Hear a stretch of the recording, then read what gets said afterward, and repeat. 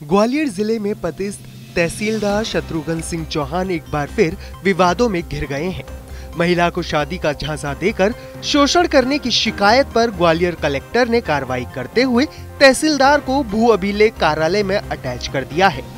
दरअसल तहसीलदार शत्रुघ्न सिंह चौहान भीतरवार में पदस्थ थे और उनके ऊपर ग्वालियर में रहने वाली एक महिला ने आरोप लगाए हैं कि वो तहसीलदार शत्रुघ्न सिंह चौहान की पत्नी है।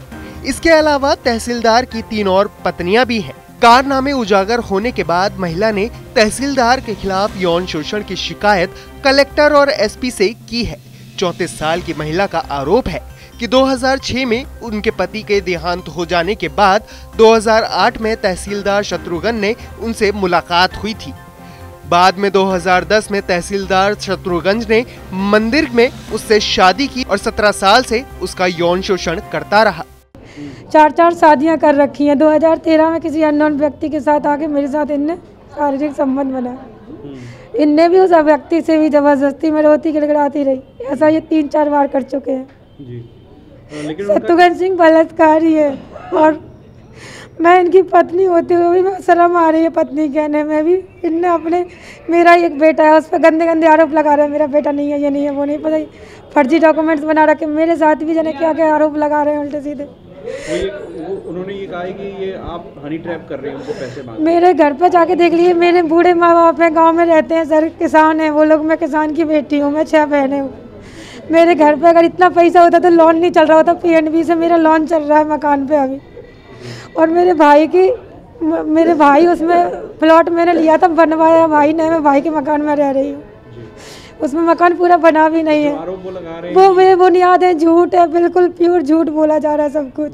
महिला के गंभीर आरोपों पर तहसीलदार शत्रुघ्न सिंह ने कहा कि महिला उन्हें हनी ट्रैप में फंसा रही है।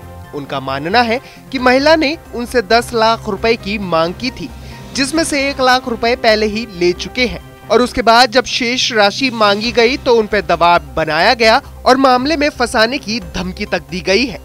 ये बिल्कुल 2-3 महीने से मुझे पैसा ऐंठने के उद्देश्य से ये एक फर्जी ID बनाई। इसने अपने लड़के का नाम राम यादव के जगह राम चौहान कराया और ये सब डॉक्यूमेंट मुझे भीतरवार में इसके भाई धर्मेंद्र पिता राम लखन ने दिखाए और मुझे डराया कि 10 लाख रुपए दे दो तो मैं ये सब ID ख़त्म कर दूंगा, नहीं आपको मैं बदनाम कर दूंगा और मैं थाने में रिपोर्ट कर दूंगा। तो मैंने तुरंत थाना प्रभारी भीतरवार SP साहब ग्वालियर को 1 महीने पहले आवेदन दे दिया। जैसे ही इसने धमकाया वैसे ही आवेदन दी। इसकी जांच हुई। ये पूरा हनी ट्रैप का मामला है। ये कई लोगों को ठग चुके। इसका अकाउंट की चेक कराया, इसकी प्रॉपर्टी देखी जाए, इसका कोई धंधा व्यवसाय नहीं करती। 1 करोड़ की कोठी बनी हुई है। मोहल्ले वासियों से पता हो सकता है कि ये इसके घर में क्या धंधा कौन है।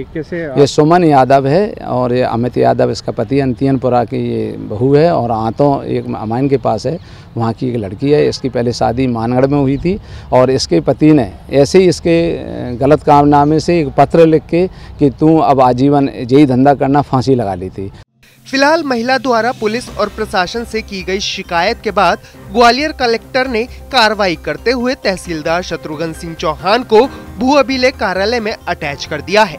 हालांकि मामले की जांच पड़ताल जारी है और जल्द ही पूरे मामले में सब कुछ आईने की तरह साफ हो जाएगा।